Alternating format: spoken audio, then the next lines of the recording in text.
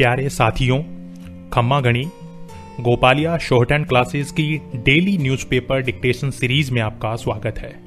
यह डिक्टेशन जनसत्ता अखबार के संपादकीय पृष्ठ से लिया गया है, क्योंकि हिंदी को सुधारने के लिए जनसत्ता एक स्टैंडर्ड अखबार है। तो चलिए 80 शब्द प्रति मिनट की गति से 6 मिनट के डिक्टेशन की शुरुआत कवि सोहनलाल द्विवेदी जी की इन प्रेरणादायी पंक्तियों से करते हैं। डुबकियां सिंधु में गोताखोर लगाता है, जा जाकर खाली हाथ लौट कर आता है। मिलते ना सहज ही मोती गहरे पानी में, बढ़ता दूना विश्वास इसी हैरानी में। मुट्ठी उसकी खाली हर बार नहीं होती, कोशिश करने वालों की हार नहीं होती। Dictation start. पूर्णबंदी के 40 दिन बाद आखिरकार जिंदगी अब खरामा अपने पुराने रास्ते लौटनी शुरू हो गई है। केंद्र सरकार ने कोरोना मामलों के मद्देनजर जिलों को लाल, नारंगी और हरा क्षेत्रों में बांटकर सेवाओं और कामकाज की बहाली की इजाजत दे दी है। बंदी की वजह से कारोबारी गतिविधियां ठप पड़ गई थी। कल कारखाने ठप हो गए थे।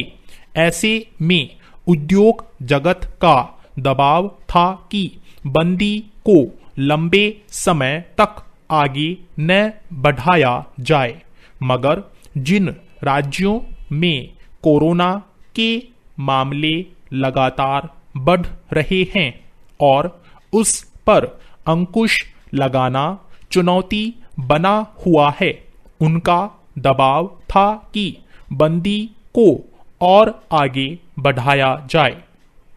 कुछ राज्यों के सामने स्वाभाविक ही असमंजस की स्थिति थी, पर राज्य सरकारों और केंद्र के विभिन्न महकमों से विचार विमर्श के बाद यही रास्ता निकला कि बंदी को 14 दिन के लिए और आगे बढ़ा दिया जाए, पर जिन इलाकों में संक्रमण कम है या बिल्कुल नहीं है, उनमें कारोबारी और दूसरी गतिविधियों को बहाल कर दिया जाए।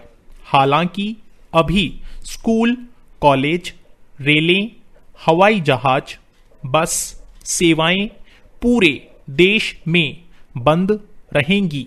जहां तहां फंस गए और अपने घर लौटने के इच्छुक लोगों को सुरक्षा मानकों का पालन करते हुए लौटने की इजाजत जरूर दे दी गई है।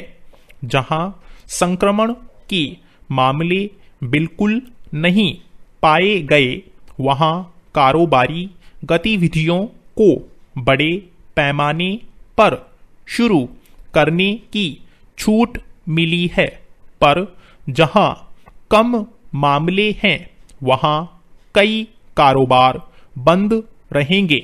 अधिक संक्रमण वाले इलाकों में सख्ती बरकरार रहेगी। पैरा। बंदी की वजह से सबसे मुश्किल रोजमर्रा भोजन के लिए श्रम करने वालों, किसानों, कृषि उत्पाद का कारोबार करने वालों को उठानी पड़ रही थी। अब ऐसे लोगों को काम करने की इजाजत मिलने से उनके साथ साथ शहरों में खाने पीने की चीजों की किल्लत से जूझ रहे लोगों को भी कुछ आसानी होगी। इसके अलावा कुछ भारी उद्योगों को भी बड़े पैमाने पर नुकसान उठाना पड़ रहा था, जिन्हें इस फैसले से राहत मिलेगी, पर ये उपाय बहुत थोड़े और पेचीदा भी हैं।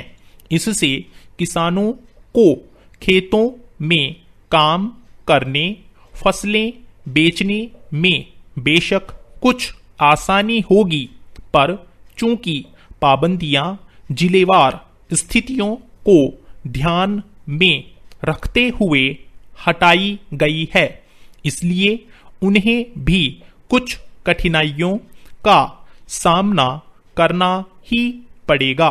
जिलों की सीमाएं इस कदर आपस में जुड़ी होती हैं और पड़ोसी जिलों के लोगों का कामकाज एक दूसरे पर निर्भर होता है, इसलिए अगर एक जिले में छूट दी गई है पर उससे सटे जिले में पाबंदियां बरकरार हैं, तो उनकी आवाजाही पर असर पड़ेगा ही। इस तरह मंडियों में उनका आना जाना सुगम नहीं होगा। यही समस्या शहरों में भी पैदा होगी। एक मोहल्ले में छूट होगी और उससे सटे दूसरे मोहल्ले में नहीं, तो कारोबारी गतिविधियां सुगम कैसे हो सकेंगी। पैरा, इस बंदी की सबसे अधिक मार छोटे मंझोले और सूक्ष्म उद्योगों पर पड़ी है। अगर कुछ इलाकों में उन्हें खोलने की इजाजत मिल भी गई है, तो उनकी मुश्किल यह है कि वे संचालित कैसे हों। उनमें काम करने वाले बहुत सारे मजदूर या तो अपने गांव लौट गए हैं या लौटने की सुविधा के इंतजार में हैं। उनके बिना इन उद्योगों का काम नहीं चल सकता। फिर सीमित दायरे में इजाजत मिलने से कच्चे माल वगैरह को लेकर भी परेशानियां बनी रहेंगी। इसलिए बंदी के पूरी तरह हटने का इंतजार ही एकमात्र रास्ता है। स्टॉप।